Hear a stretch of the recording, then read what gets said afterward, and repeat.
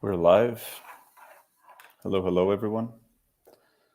So we are here today, joined by Lisa Mo Wagner, to cover the topic on why it's worth to have a product manager on board. Hello, Lisa. Hi. Welcome. Hey. I think we can kick off with some icebreaker, like just to get the product management flow going. Uh, let's wait a little bit to see if people join. Meanwhile, we can have this slight question. Do you have any sort of favorite meme or joke, product management related? Oh, that's a tough one. I don't know anything off the top of my head, but if anyone's interested in good product memes, there is an article out there from Anthony Murphy, who's like one of my favorite product people to write stuff. He writes a lot of really, really good content to learn from, but he also has the best product memes. Okay, so we'll hopefully people will Google it. Anthony Murphy. I'll Google it afterwards because I'm a big meme person, so I'll definitely check it out. Look, personally speaking, we can start a little bit with your story. Your LinkedIn goes something like this: I love being a product person. To me, it's the best job in the world, and here's why. So maybe we can kick off with that. What's so exciting about being a product manager? Everything. But to be a little bit more specific, I just really, really enjoy the people I can work with because it's like such a diverse group of people. So I have designers that I work with and UX researchers and those kinds of people, where we really get into like how things look, how things work, and then I work with developers who are usually some of the smartest people I've ever worked with. Um, just on like coming up with technical solutions to things, but also having like really great ideas. That's something that I think is underrated sometimes, that engineers come up with really good ideas and they do have a sense for like, is this really good for the user or not? I get to work with business people who have tons and tons of ideas and like this really interesting domain expert knowledge. So I just, yeah, I get to work with a bunch of really smart people and talk to them like in my everyday job and collaborate. And so that's just really, really cool. And then at the end of the day, we actually build something that's out there. Like it's, I guess you can't touch it because it's software, but it's almost as good. So like you get to actually ship something and show it to people and be like, look, I made this, or like I was part of the team that made this, and it's really, really cool. That's a super people focused answer. It's nice. It's a nice perspective. So, like, how's that helped you in the past? You've been a founder, a product owner, a product manager, and now a product manager, product management coach for a couple of companies, including Finiata, which is one of NetGuru's clients. How was your journey? How would you describe it? So I started out in product management accidentally, like most people who've been in the industry for a bit. You just kind of stumble into it, and then you're like, "Wait, this is a job. This is awesome." I started out as a head of support for a small startup that was building a marketplace, and I had some suggestions on the product. And then at some point, the founder just said, "Well, you know what? You just like, go and work with the developer, and you just do that stuff with him." And I was just like, "Okay, cool." And then it took a while until I actually found out that this is a real job that people have, and I guess the rest is history. That's how I got first into it, and I uh, I like all of the ideas in product management, but also from like the different roles I've had, I've seen that like different companies do it differently and those kinds of things, and I learned a lot along the way, and that's how I ended up actually being more of a coach, or just like taking time besides full time gigs. With Vinyata, I would just work with them full time as a product manager. Um, but I've always kept the coaching on the side because I learned a lot from a lot of people around me, and so I kind of just like to pay it forward. Um, So even if I have a full-time employment contract, I will actually coach people on the side, and it's really rewarding because you see their progress, which is, I mean, that's just super fun to see people just really excel in what they're doing and loving it, just the same as I do, because I love my job. And so I've just never stopped the coaching. Nice. Like you do it. I can see you do it out of pleasure, right? Even your description of product management is about Yeah. people. Yeah. That's cool. So like all of your transitions were super interesting. You know, like founding your own company, being a product owner, product manager, and then a coach. But if we could focus on the transition from product owner to product manager, especially because these two roles get confused and even used interchangeably. How would you describe the differences between these roles? See, that's the thing. It really depends, right? Like, I guess that's a product manager's favorite answer to anything. It depends. What I've seen a lot is that they do get used interchangeably, and I would say between my product owner and product manager roles, there was not really actually a difference. It was more so that companies chose to name that role product owner because they, for one of the places I worked at TELUS in Canada, they already had product managers because they're a 100-year-old telco, and product managers like literally manage the products that they sell. So like, for example, mobile phones. So they were like, well, we need these digital people that build websites and stuff and e-commerce. And well, I guess we'll just call them product owners. So in that regard, I was responsible for anything digital, while the product manager from the big corporation was responsible for the mobile phones, the plans. They had pricing managers, they had digital marketing managers. And so it was just like a whole group of people working together on these kinds of things.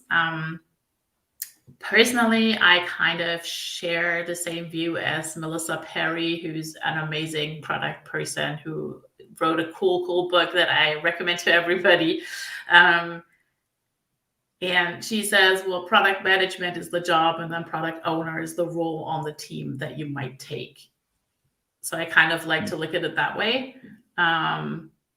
I have seen companies that will say the product manager is the person that does all the business stuff, and then the product owner is the person to translate those into technical requirements. But I think, first of all, that gets boring. Like one of them will just end up being a scribe for the other. And I think it's what makes the job so fun, but also what really makes a good product manager is having both ends of these understandings, understanding the technical side of things and knowing how stuff gets implemented, working with the engineers, as well as understanding the business, working with the business partners and stakeholders to really understand like why we're doing some of the things that we're doing. Like you need both to actually come up with better solutions for your users that are the people that you then actually should focus on once you get the input from those other two. Nice. So I think you got lucky if you have worked as a product owner, but actually in the role, like you were performing the duties of a product manager, because it's not always like that, right? Mm-hmm. But that's an awesome introduction, especially I think what you described there of being more technical or being more business focused. I think that's exactly the most common way that these two roles are viewed in the industry. Mm-hmm. So if you manage to be a product owner that did both, I think I'm not sure about your experience, but from my experience, I think you got lucky. I agree. So that's nice. Still speaking about your experience, are there any projects that you are most proud of? I think one thing that I've worked on that was really, really cool is an e-commerce flow for the mobile phones that I just referenced. Because we had our stakeholder group, they were a little bit uncomfortable with all these like new ways of working that I was like, hey, should we try this? Let's do a design sprint. And now let's do this and that thing. And they're like, okay, sure, I guess. But they trusted us a lot and they were really involved in the process. And we came up with a really cool prototype that we tested, and then created an MVP, and really came up with really good steps to get from where we were to where we wanted to be. And really were able to release small iterations, which sometimes we get a little bit lost in our solutions and try to build the perfect thing, and then it takes quite a while until we release something. So that was actually really fun to go through the learning process with the stakeholders and business partners, as well as actually being able to really deliver incremental value, which is something that a lot of people talk about all the time, and it's what you read in the books, and it's the best practice, but in reality, it doesn't actually happen that often. that you get really into these small steps in most companies. Nice. What about the opposite situation? Do you have a failure that you are proud of? It's kind of tough to be proud of a failure, but well, I know it sounds really cheesy, but I really like to say either you succeed or you learn. That's really what I go by. So failure is still learning, and if you learn from it and do it better next time, was it really a bad fail? I think probably one of the biggest things was not as a product manager, but as a founder when I had my own little company. So it wasn't a fancy tech startup or anything. It was just a very small business, very simple. I was a reseller of makeup products. I had a very specific customer segment, and I built a website. I built a shop. And it was great, and I loved doing all of it, and I did all the marketing and interactions with the people that were actually buying the things that I was selling, and it went really great for the first 6 months or so, but then it just kind of stopped, and I couldn't really figure out why, and then what to do about it, and I had bought so many products because I was a reseller, so you just you put all your money into the products, and then they sit on your shelf, and you're they can't really do much about it. Your liquidity is not great. So I said, well, I'm not ready to give up on this. So I started working part-time on the side, and I tried a bunch of different things, but after a few years, I realized, okay, this isn't working out. And so I started working full time again and just keeping it as a hobby. And then at some point I was like, okay, I really need to stop this now. This is too expensive for a hobby. And so I had to close down that shop, and it was really sad because it was the first thing that I had ever really done, where, I made something and I put it out there and it did not work. And yeah, it's it was a bit heartbreaking. Right? Yeah. Totally. So it took me, I think, 4 years until I finally completely shut it down. But I would do it all again because the amount of stuff I learned was insane. So how would your present self as a product management coach teach Lisa at that time? I'm curious. It's an interesting story. I think one of the biggest learnings that I've had since is to work iteratively. As I just said, a lot of the time we don't actually do that so well in reality. But I probably should have started a lot smaller than I did. So I wanted to have this big shop that has lots and lots of brands. So I was buying wholesale, and I had to buy a lot of things. And also I did it all on my own. So I did everything myself, and I didn't have a co-founder. So what I would tell myself is go find a co-founder and then start small. Start with a prototype, see if people are actually interested, find a way to test this before you go all in and spend all of the money that you have on these things. And then just kind of work your way up from there. Because maybe I would have noticed that it was a good idea, but maybe it wasn't the time, because that's what I'm kind of thinking now. I don't think it was a bad idea. It's a shop. How is selling stuff ever a really bad idea? But it really wasn't the time, I think. So just learning and testing ideas out before you go all in, definitely the way to go. I don't know how the demand for makeup was during COVID, but maybe COVID would have been a good time for it then. But it's curious how you would coach yourself. That's nice. So on that topic still, could you tell us what a product management coach does? Like, could you explain the audience what do you do on a day-to-day basis as a coach? Yeah.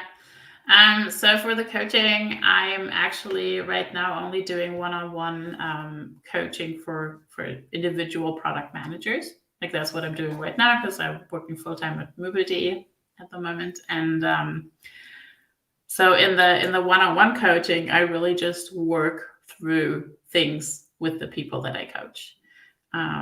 Most of the time I use a framework called GROW, where you set a goal for the conversation that you're having, like whatever you want to solve, where you kind of feel stuck or you want some help on, like what do I want to accomplish in this session? And then we look through like what's the reality of the things, of the situation, what is happening, and just really try, just even talking out loud about the reality of a situation often helps you to see some more angles that you didn't really look at when it was just in your head. And then we look at the options, like how can this be solved? How can you move forward with it? And then we wrap things up. So like all of these things spell out GROW, which is from the book, The Team That Managed Itself, or I think actually from somewhere else, but that's where I learned about it. And it's really great because at the end of the day, like sometimes people will just ask me, like, is there a framework for this and that thing? And then I'll just be like, well, there's this framework that I've used in the past that I liked. But most of the time, it's really just asking questions and supporting them working through whatever they want to work through in that moment. And just seeing them being like, yeah, I can do this and that thing. Because most of the time, people already have the tools and they have the tactical skills, the hard skills to solve their own problem. But sometimes they just get a bit stuck. I like to think about it like, when you think about something in your brain, like your head is round. So at some point, your thoughts can only go in a circle and you need to just let them out so that they can take a new direction. And that's kind of what coaching is. So you listen to people. Yeah, a lot of the time, yes. And asking questions. Asking good questions is actually a skill in itself that I worked hard on and I really had to learn. But yeah, mostly it's listening. And who do you, I mean, besides the obvious target, product managers, who do you typically work with? Do you find people that are wanting to transition to that role, reach out to you for coaching? Or is it mostly product managers? And if you could describe different types or different in different industries, like who do you typically work with? It's interesting. I have mostly actually worked with people who have been in product management before, but got to a level of role that they didn't feel comfortable anymore. Where they're like, I got to this next level and it's awesome and I love it because I got promoted and it's great because I did put a lot of hard work into it, but now I feel lost. So this is actually by just kind of getting to that next step. So it's more about like career progress with most of my coaches that I've worked with in the past, and less so people who are completely new. I've done that as well, where you talk to someone who's completely new to product management, where it is actually less about coaching and a lot about training. So that's where it kind of changes, and you have like parts coaching and then parts of like just training people and like letting them know about frameworks, about like ways of working processes, etc. I like the coaching aspect more. It just gets me a bit more excited because you already have someone who has the base knowledge of product management, and you just see them grow and like get better at what they do. So that's something I really, really like. I have one coach who's actually a friend now because we've been doing this for quite a long time, and we started out when she got promoted to senior product manager, and she said, I got promoted and it's great, but I don't feel ready at all. And I was like, no, you're ready. I know you are. Like, we've talked about product before. I'm very certain you are. And she's just like, no, I don't think I am. Like, I need some coaching. And I'm like, all right, let's do it. And now she's actually a product lead with 3 people on her team. And it's only been a bit over a year since she said, I'm not even ready for a senior role. And now she's actually a product lead and she's doing so great. And that's probably the most rewarding work you can ever do, at least in my book. That's a great example. That's exactly like what I was looking for with the follow-up question. Do you feel that sometimes it's not so much the competence or the knowledge, it's more, in that case at least, it sounded a lot like the confidence was lacking as well? Do you feel like, do you find yourself often not coaching people on the product management skills or competences, more on themselves? Yeah, I would say so. It's more so confirming their tactical knowledge, like they know the frameworks and how things work and stuff, and just confirming that they're right. And a lot of the time, you just need a sparring partner. They're just like, oh, I'm thinking to do this, and that thing, and they don't have anyone in the company where they work that they can do that with. And so that also helps, where you're just like, hey, so I've had this idea. I want to do this and that. I want to set up the process like this. And this is the product. And this is like, I don't know, I'm thinking to do this type of user research. Do you think that makes sense? And you usually just ask her, like, do you think that makes sense? And then you're just having a conversation, and that can be super helpful. We do that quite a lot in our team. So I second that. Yeah. Switching gears a little bit, are there any teams or companies that you admire, that you think they are great product companies? Yeah. So one of them is Whereby. They're a video call platform. Everything I've heard from them, which is more on the people side than the product management side, that I'm super, super excited about, but they are probably one of the most inclusive companies I've come across. I did once apply there, and I got through all their interview process, but then it didn't work out in the end, which I'm still a little sad about. So if anyone sees it from Whereby, hit me up. So that's why they're the best, right? They didn't take you. No, but they have literally the most inclusive process I have ever been part of. Started with a job description that was so great and spoke to and really you could see the effort in speaking to all kinds of people to apply, and also the way that they set up the process, and they gave feedback afterwards, but they let me book a time slot for them to give me feedback, so I could feel like, I'm ready for the feedback right now. Like, tell me what didn't work out for you. And so that was just a really great way to do that. When it comes to product, I think it also really depends. Obviously we all know like FANG, and like people being like, oh yeah, I worked for Amazon or I worked for Google. And to be honest, I don't think those are the greatest product managers ever. They're probably very, very good. Like, I don't want to take anything away from them, but just because someone worked in a huge company like that, it doesn't, like, Google is ridiculously large by now. You're working on like a teeny tiny part of the product, and so your experience is probably very, very, very different from someone who's the first product person on a startup. Even though it might not be well known, and even though it might not actually make it, but you do quite different things.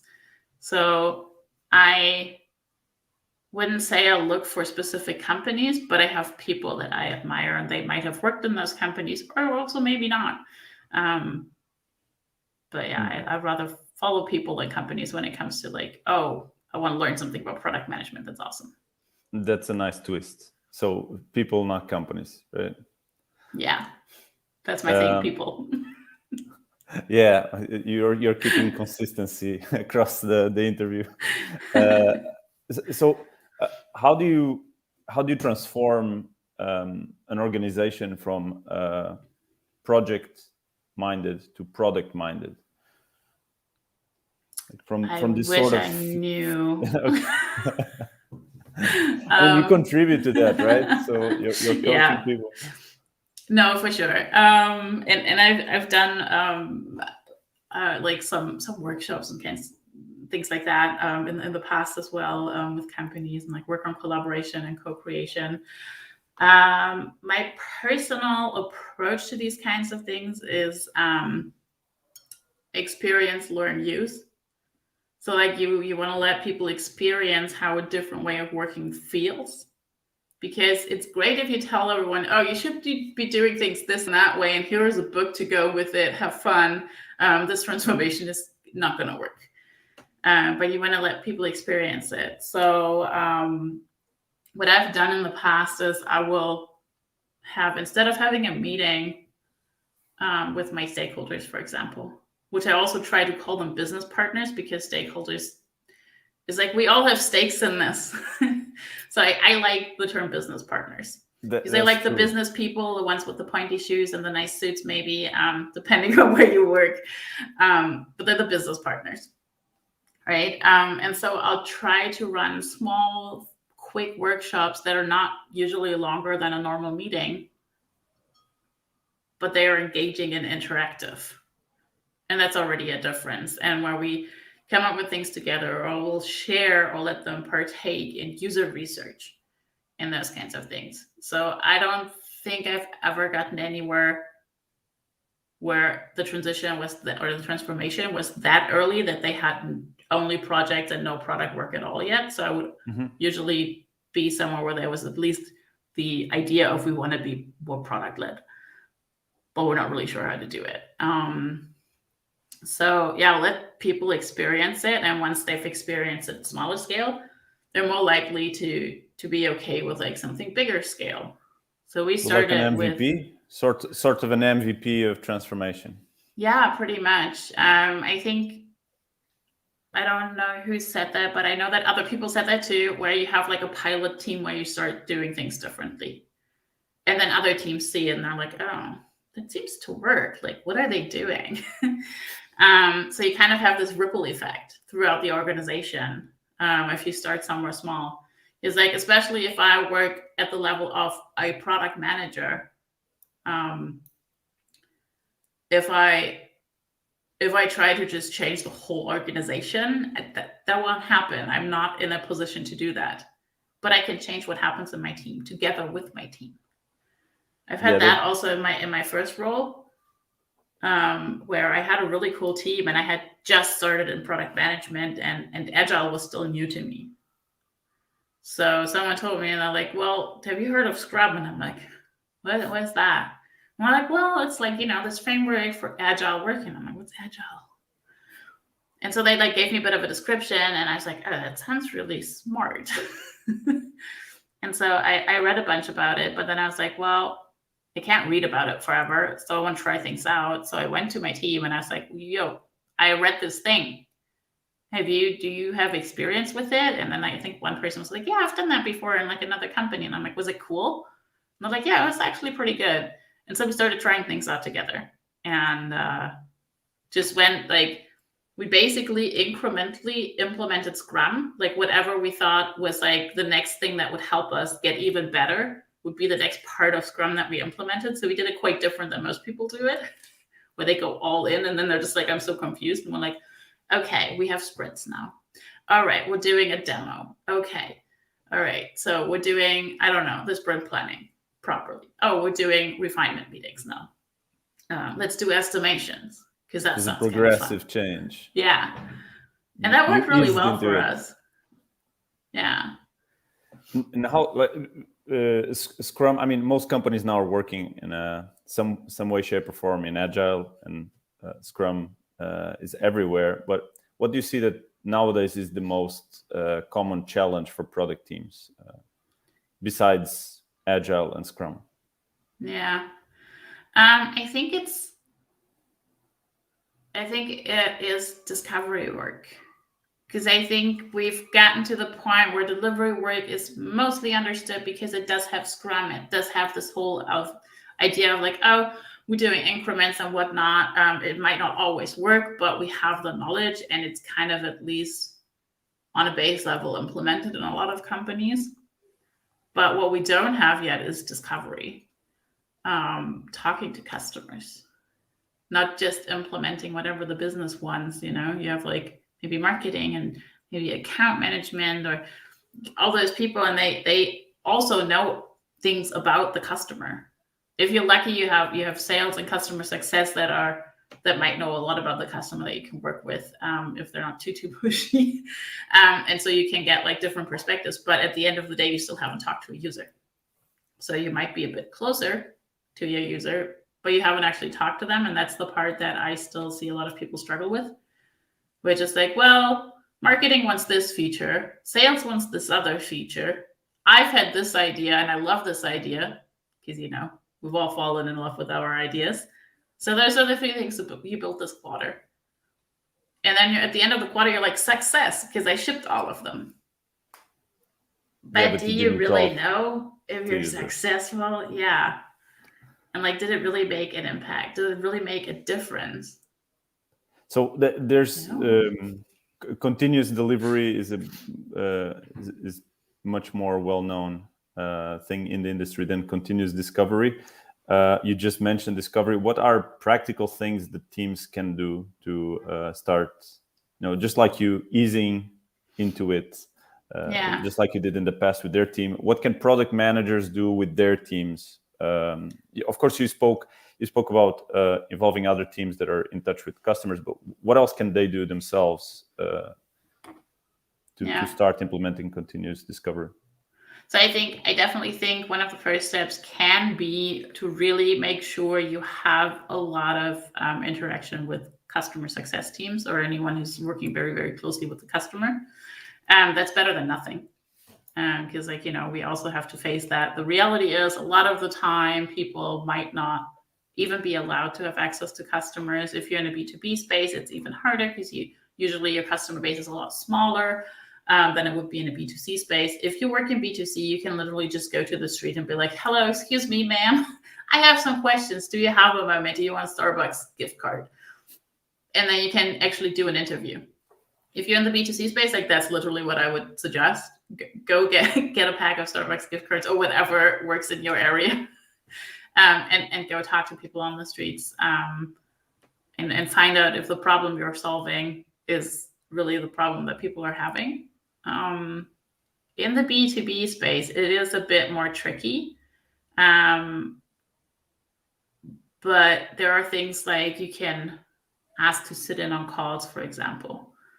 So if your account managers or customer success managers or something, if they have calls, you might be allowed to sit in and listen. At least that way, it's not someone telling you about someone else's problem, but you listening to it. That's better than nothing.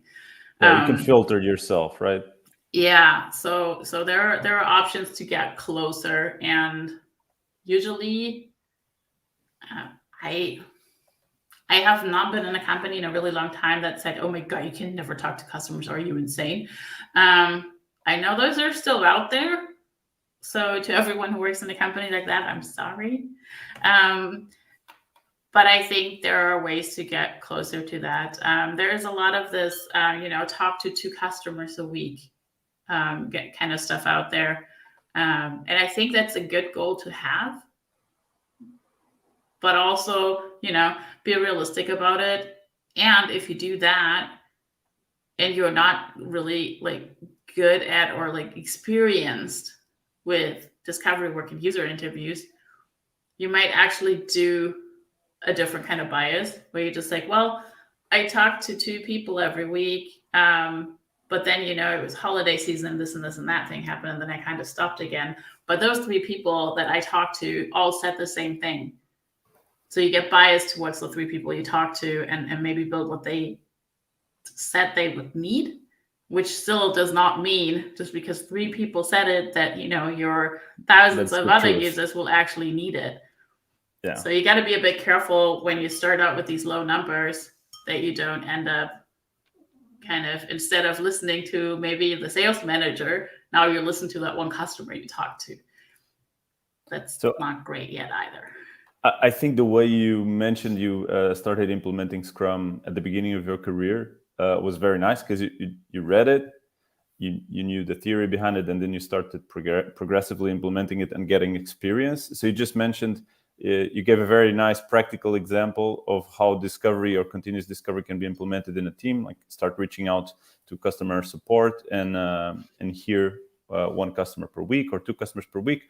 But then this theory part is kind of missing. And you said that we can make mistakes and we can be biased. It's kind of tough. There's no Scrum book equivalent. But what would you advise for product managers to read regarding continuous delivery? Yeah. So definitely, there is a book out there that's literally called Continuous Discovery Habits. It's still pretty new. It's by Teresa Torres, who's done a lot of work. If you don't want to read a whole book, she has a blog that is really, really great. I've learned a lot from her, especially about discovery. That's definitely something I would recommend. And then I think generally not only about discovery, but general product work is Escaping the Build Trap by Melissa Perry. That's just, one of probably my favorite product management book. So I'm sure we can summarize all of the book. I think you've mentioned already 4 books during the call, 3, maybe 4. So we can summarize at the end. We have also Piotr in the chat saying that Continuous Discovery by Teresa Torres is a must-read for 2021. So everybody go check it out. When you're working with a new team or a new product, are there any red flags that you look for or issues that need fixing you can quickly identify? I'm not talking generally after being a month with a team, but as soon as you enter, what are the things you look for? Well, something that I have started now actually asking already in the interview process, but this is also something to look into once you have the job, is how does work come into the team? So who decides what is being worked on in a product team? That will very quickly tell you if a company's product led or not. That will quickly show you if you're in more of a feature factory or like a build trap, where you just deliver features and then move on. I will quickly look into, okay, what kind of data analytics are available, because it gives me the same kind of information. Like if we really care about the outcomes of what we deliver, then there must be a way to measure this. And then also just seeing how the team communicates. For example, in Slack, something that I fairly recently really noticed and went, how many private channels are there? Like how did your new manager or someone had to add you to 15 private channels to talk about very normal business things? So they're not for, I don't know, we share really weird music with each other that nobody should know about, or we want to buy presents for someone who has their birthday soon. Those are probably the only 2 reasons you should have private channels. So that tells me a lot about how people communicate in that company, and if there's transparency or a lot of being secretive for no good reason.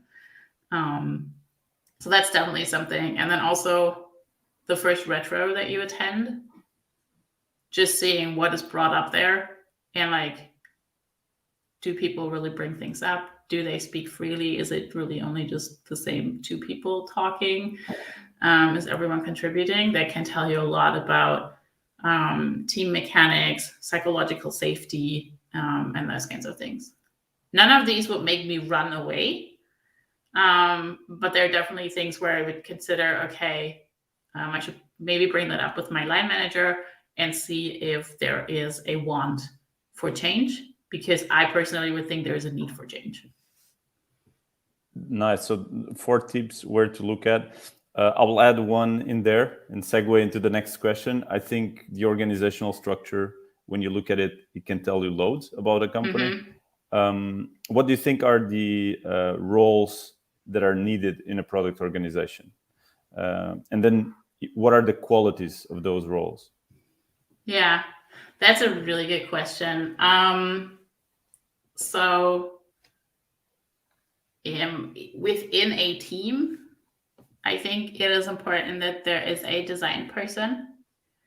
I am not a big fan of having 5 product teams and only 1 designer who's trying to help out everybody.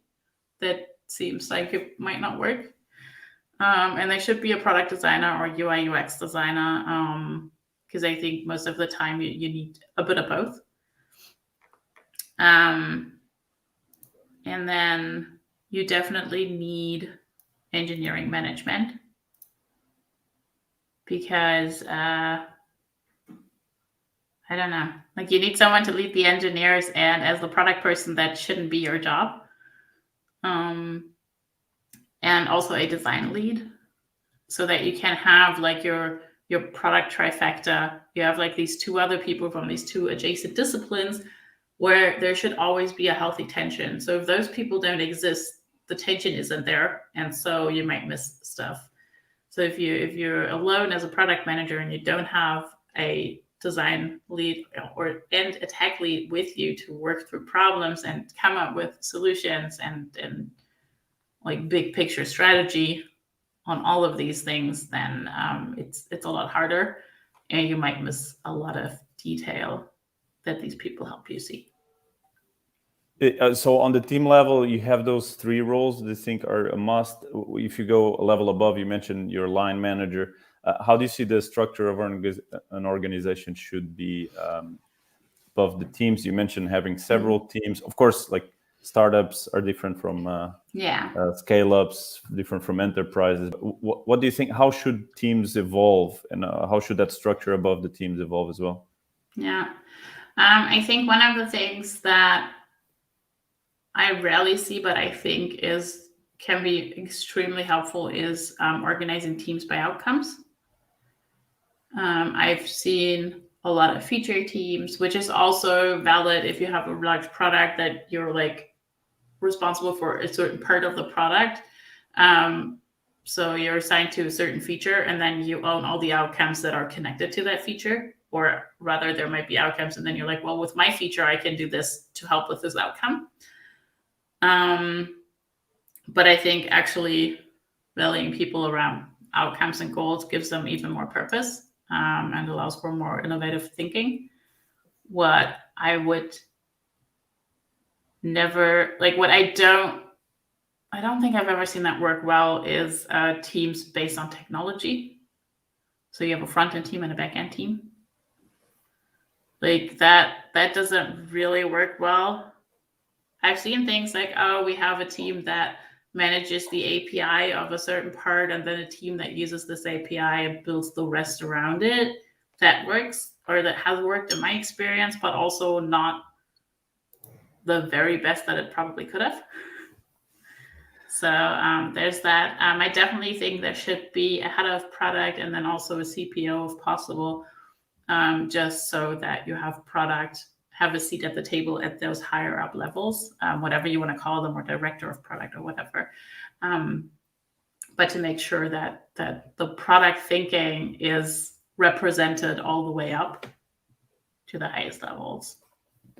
So you mentioned head of product or CPO, like different companies, those might even be two roles that are one after the other. What do you think should be the role of let's say a head of product that has several product teams below? Should that person be? I don't want to influence your answer. What do you think that are the best characteristics that person should have, and what should be their role? Yeah.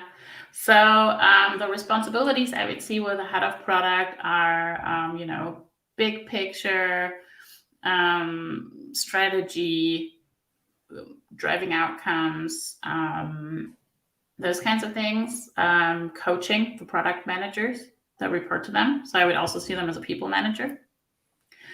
And because they do the coaching, I feel like I have had line managers who were not in product before, so they didn't really know much about product. I personally prefer a line manager who has product experience.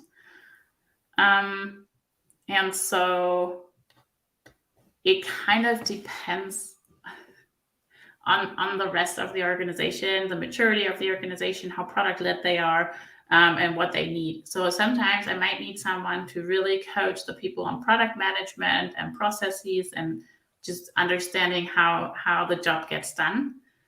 Sometimes I need them to be more of a, person that has like this big picture strategy in mind and really like is innovative and rallies people around a common cause. because I think it was Marty Kagan who keeps saying like missionaries will outperform mercenaries like any day. So maybe you need someone to make all your product people into missionaries and not just swords for hire.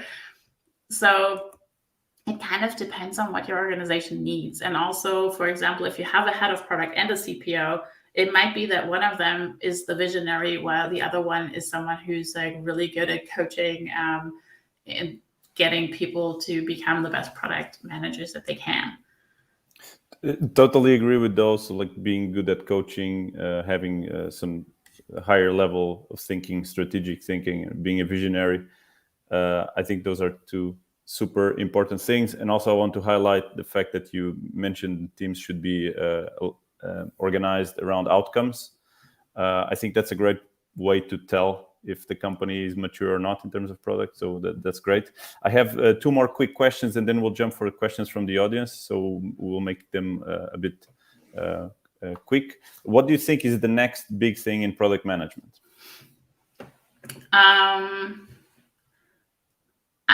I hope, and I've seen it a little bit, is more focus on soft skills.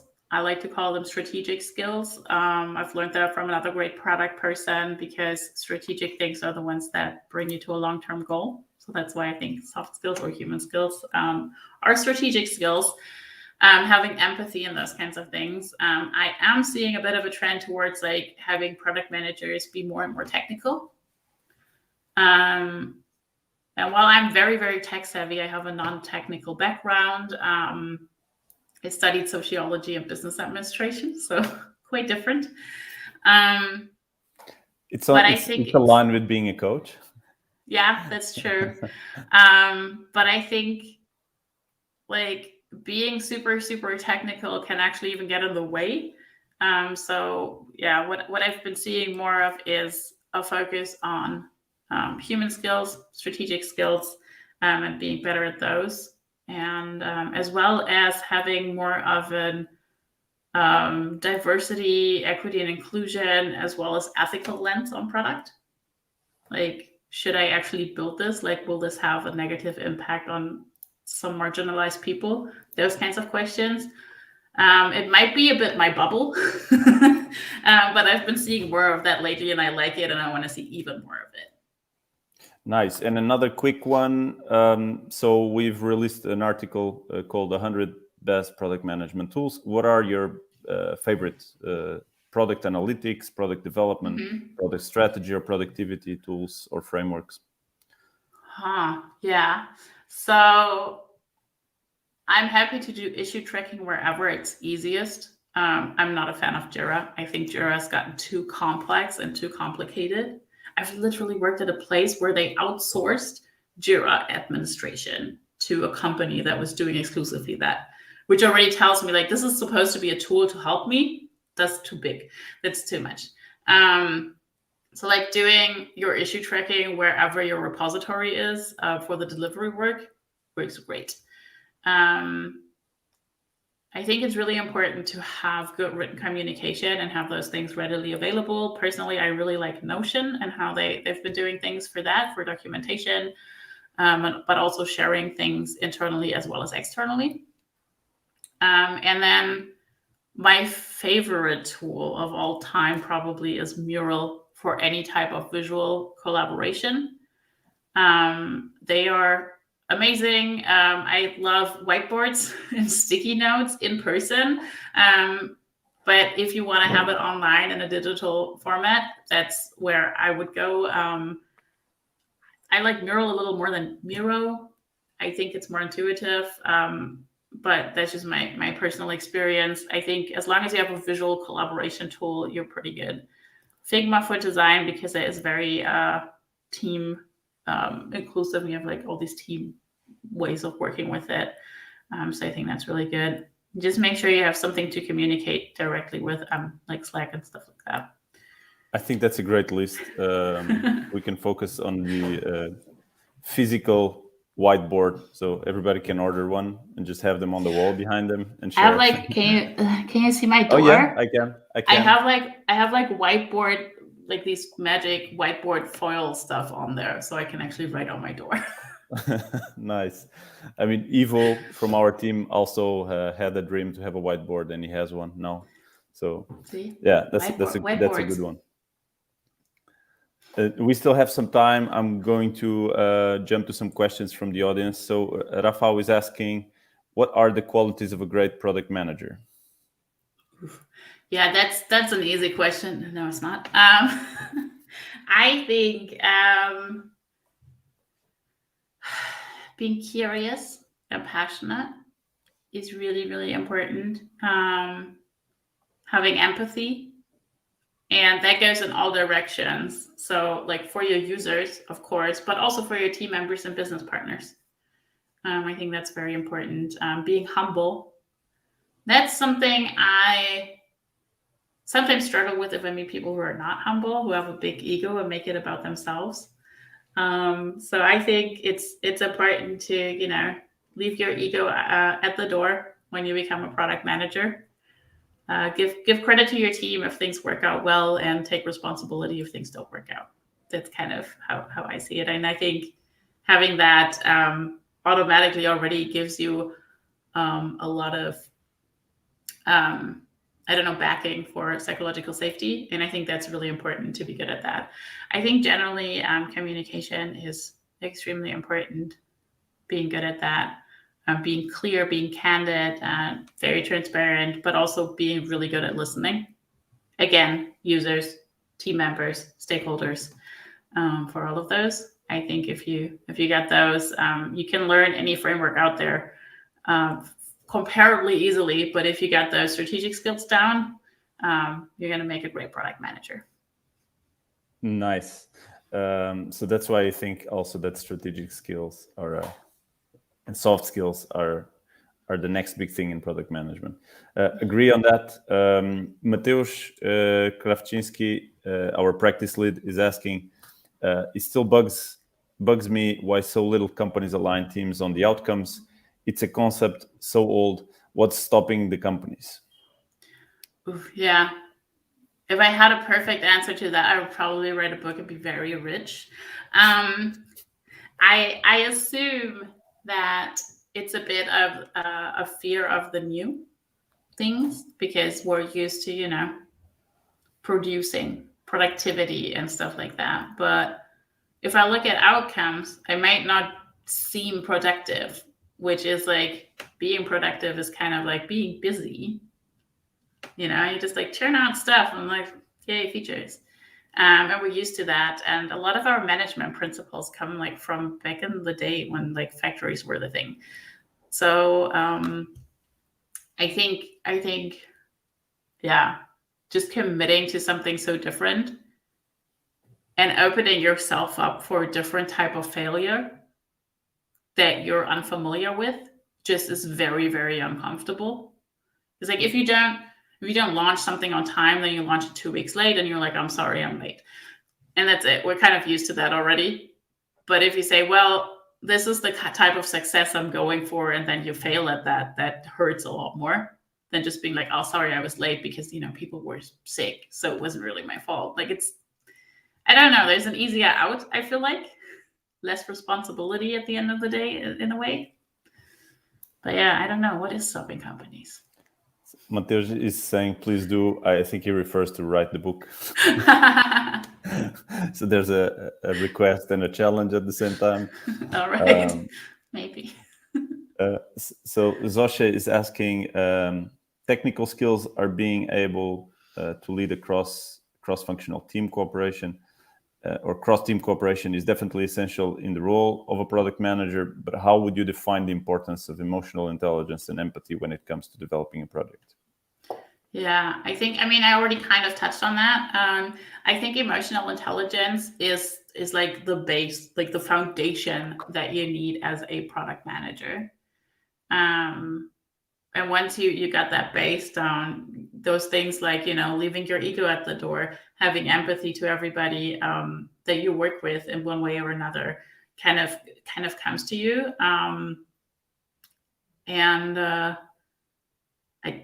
think it's one of those things that is really hard to teach if you don't have it at all. You can train it, but you can practice it. You can be mindful about it and get better at it. But just learning it from like, I don't know, from zero kind of feels almost impossible. So I think it is super, super important. I'll give you another book recommendation on this topic, which is Hiring Product Managers from Kate Leto. She talks a lot about emotional intelligence, empathy, and like all kinds of soft skills, human skills, and how they are important and how you can assess them when you hire product managers.